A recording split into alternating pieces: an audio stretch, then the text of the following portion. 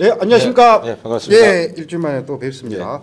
오늘 그 진보당 광주광역시당 위원장이신 김주업 위원장님 모시고 오늘 진보당에 관한 두 번째 얘기를 나눠보도록 하겠습니다. 어떻게 일주일 동안 잘 지내셨습니까? 예, 뭐 월요일인가 싶더니 벌써 또 토요일입니다. 네, 시간은 이렇게 훅훅 빨리 지나갑니다. 자, 오늘은 지난번에 이제 진보당에 대해서 이제 개략적인 얘기들을 좀 나눴고요. 오늘 조금 더 이제 깊이 있는 얘기 또는 일반 이제 시민들께서 좀 궁금해하시는 부분들 한번 좀 불편할 수도 있지만은 한번 좀 말씀을 좀 나눠볼까 합니다. 우선 그 진보당에 대해서 많은 분들이 가진 이제 생각 중에 하나가 이게 오해일 수도 있고 편견일 수도 있고 또 사실일 수도 있고 조금 뭐 과격 성향이라든가 또는 과거에 뭐 운동권 중심 세력이다 보니까 너무 투쟁이라든가 뭐 이런 쪽에 좀 이미지가 좀 있거든요. 이 부분에 대해서는 어떤 그 생각을 가지고 계십니까? 뭐 진보당에 대한 이미지 뭐 크게 한 세 가지로 운동권 정당이다. 그다음 과격하다. 세 번째가 친북 정당이다. 세 가지가 이제 대중들이나 또는 언론 이쪽에서 저희를 규정하거나 특히 이제 보수 쪽에서는 규정하는데 그게 전혀 무슨 사실 무근에서 기인한 것 같지는 않고 일정 정도 한 10%의 그 저희의 정책이나 뭐 이런 것을 확대 해석하거나 뭐 일부러 그렇게 하는 경향이 좀 있죠. 그래서 이제 이런 이야기를 오늘 한번 좀 해봤으면 좋겠습니다. 그러면은 요 세 가지 주제를 가지고 한번 얘기해 보겠습니다. 첫 번째, 그러니까 말씀하셨던 것처럼 운동권 중심 정당이다. 이 부분은 어떻습니까? O입니까? X입니까?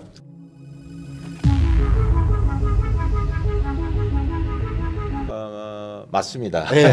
운동권 출신이 좀 주축이 되는 정당이다. 운동권 정당이었죠. 지금도 그런 성향이 많고. 여기서 잠깐만 운동권이라면은 운동이 이제 그 학생 운동도 있고 또 노동도 운동권도 있고 대체로 학생 운동, 노동 운동, 농민 운동, 이제 이런 또 시민 사회 단체도 보면은 무슨 좀 시민 사회 단체 좀 약간 질이 좀 달라요, 결이. 그렇죠. 추구하는 이제 운동 그 학생 운동 하시던 분이 사회로 나오셔가지고 뭔가 좀 통일 운동을 한달지 또는 무슨 양심 수석방 운동을 한달지 뭐 이런 것이 좀 있는데 저희가 이제 주로 그런 운동권에서 활동하시던 분들 이런 분들이 각자 자기 분야에서 활동을 하다 보니 이 우리가 추구하는 문제를 해결하기 위해서는 이 정치가 굉장히 중요하구나 이런 걸 이제 깨닫게 되죠. 그래서 이제 정치권에게 정치를 좀 잘해 주십시오 하고 어쩔 때는 호소도 하고 때로는 압박도 가하고 뭐 사무실도 점거하고 막 이렇게 했는데 잘 안 되는 거예요. 과거에 안 되니까 이럴 바에는 우리가 하자 정치를 이제 이런 사람들이 모이다 보니까 이게 당의 운영 방식, 활동 방식, 주장하는 것 이런 것들이 기존의 민주노총, 농민의 무슨 통일단체가 했던 것과 별반 다르지 않나. 그러니까 이제 운동권 정당이었던 거죠. 어쨌든 진보당의 주축 세력 출발 당시는 운동권 중심 세력이었다. 이거는 일단은 맞다. 그런데 지금은 어떻습니까? 이제 지금도 사실은 요 정당의 주요 핵심 간부라고 해야 될까요? 간부들은 그런 분들이 이제 주축을 이루고 있죠. 근데 이제 앞으로는 이게 그렇게 돼서는 안 될 것 같고 일반 대중들 또는 전문가들 다양한 사람들 의견을 가진 분들이 저희 당으로 들어와야 되는데 아직은 그런 분들 우리 당에 대거 들어오기에는 좀 매력이 없어 보이죠. 그럴 수 있죠. 힘도 없고. 주로 그러면은 당원들도 대부분 그러면은 이제 노동자라든가 농민 요 중심 대부분 이제 노동조합 조합원들이 약 60에서 70% 뭐 이렇게 차지하고 있고 그 외에 이제 일반 주민들 중에서 그래도 진보 정치가 좀 필요해 이러신 분들이 약 한 30%에서 40% 이렇게 좀 돼 있습니다. 그러면은 운동권 중심이긴 하지만은 최근에는 일반적인 그 시민들도 많이 참여를 해서 조금 변화를 주고 있다. 저희가 이제 특히나 운동권 정당이라고 하는 요거는 그 구성이 그렇다 이런 것도 있었지만 그것보다 좀 더 본질적인 문제는 저희가 주장하는 것 이런 것들이 민주노총의 주장이나 우리 진보당의 주장이나 똑같단 말이에요.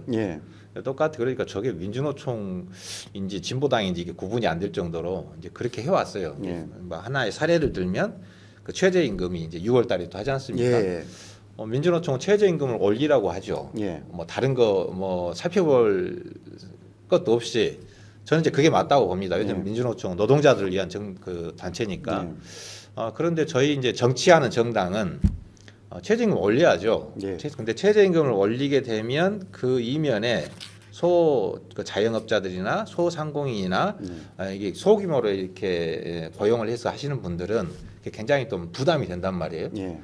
그러면은 정당의 입장에서는 정치라고 하는 것은 양면을 다 봐야 되는데 예. 그래서 그래 노동자들이 그래도 최저적 생활을 할 수 있는 수준으로 최저임금을 올리자. 예. 다만 그로 인해서 부담이 발생하는 소상공인이나 자영업자들에 대한 대책을 같이 주장을 하고 내놨어야 되는데 이제 저희가 그런 한쪽 측면에만 그러니까 민주노총의 주장만 가지고 계속 이야기하다 보니까 이게 이제 운동권적 성격을 벗어나지 못한 게 있었죠. 그게 이게 본질인 것 같아요. 사실은 이제 최저임금을 적용할 수 있는 대상이 사실 자영업이라는 건 아주 작은 소규모 영세업자들이거든요. 어차피 대기업이나 공무원은 그렇죠. 최저임금 이상을 받고 있기 때문에 큰 문제가 없는데 그래서 그런 부분 놓친 부분에 대해서는 조금 검토가 필요하다 말씀은 저는 이거 100% 좀 공감을 합니다.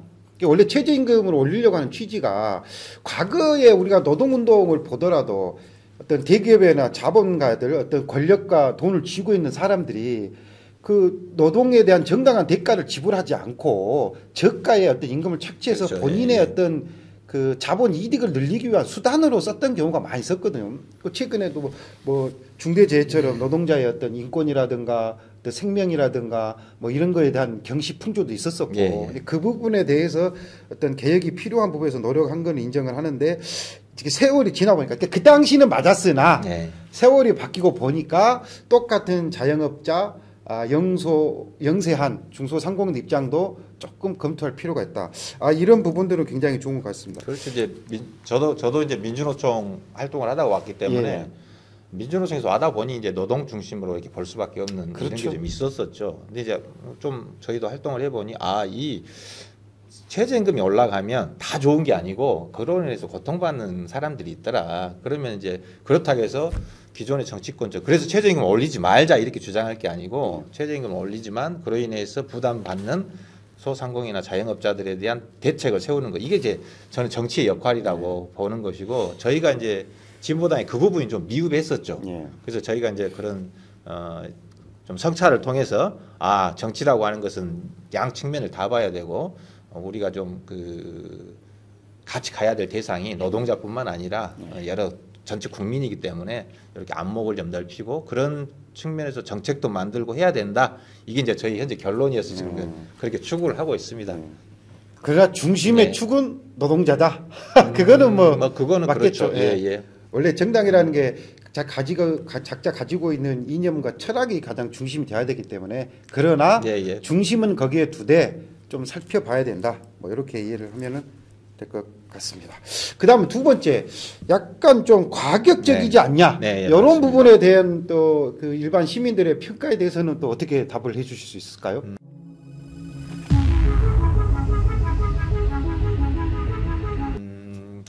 그 일반 대중의 관점에서 보면 그럴 것 같아요.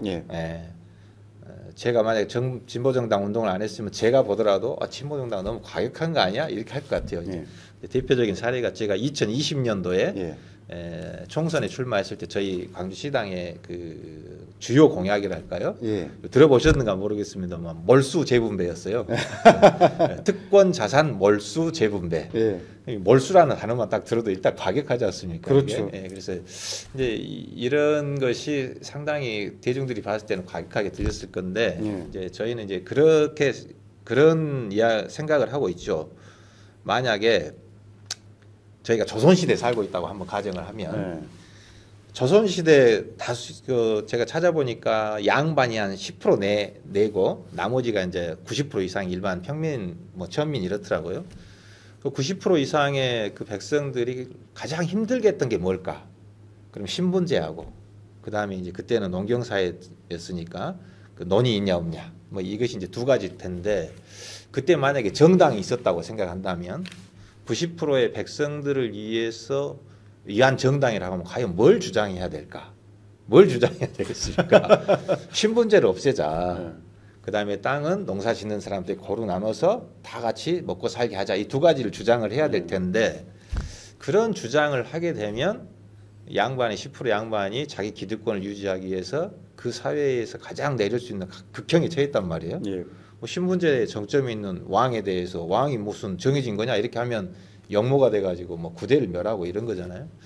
이제 그렇기 때문에 이게 좀 극심한 탄압이 따르는 것이고 이제 90% 백성들이 그러면은 야 신분제 없어져야 돼. 쟤들이 와 정말 좋은 정당이야. 그래서 박수를 쳤을까요? 박수를 안 쳤죠. 왜냐하면 그렇죠.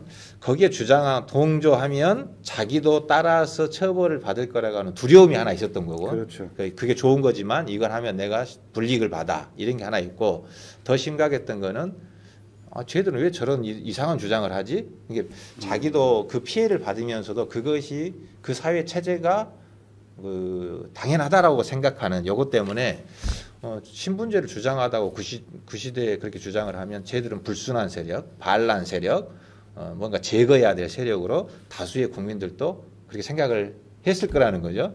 근데 예. 지금 이제 어찌됐든 지난번에 이제 과격한 표현이 뭐 언어적이라든가 문서상 표현이 아니라 행동으로도 예전에 근데 최근에는 제가 뭐 노동자들의 단체에서 시위할 때는 과거와 틀리게 최근에 몇 년간 보면은 아주 뭐 화염병이 난무하거나 뭐 이런 사례는 좀 드물었거든요. 최근 들어서는. 드물죠.